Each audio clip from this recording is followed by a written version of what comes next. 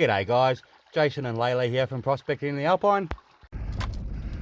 And today I've decided to step out of my comfort zone and go for a little bit of a drive up the bush and have a little bit of an explore around and see what we can find. See if we can come across any old workings or diggings or anything like that.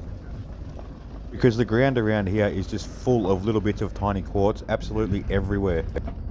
But first I had to get up and down this four-wheel drive track. I've never really done anything like this before, so I was absolutely shitting myself.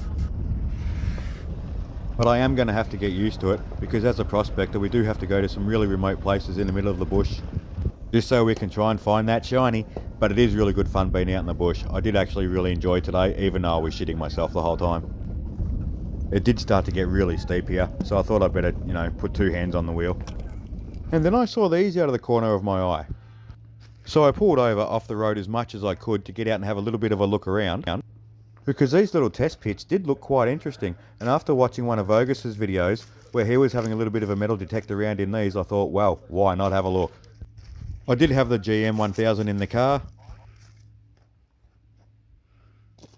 Looks like somebody might have had a little bit of a dig on the top there, or who knows, it could have been an animal.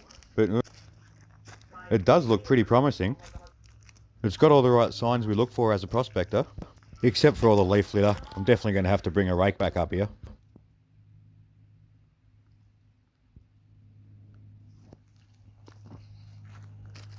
I really like the look of this big pit, but when I was having a look around the walls and stuff like that, I didn't really see any quartz veins or any bedrock, so I don't know. So I thought I'd go back to the car and grab the metal detector, until some hero went past in a four-door Land Cruiser and started yelling at me, "Get the F off the track!" I thought I was off the track. Well, I must have been, because he got past me. Anyway, it took the wind right out of my sails, so I decided to pack up and head off.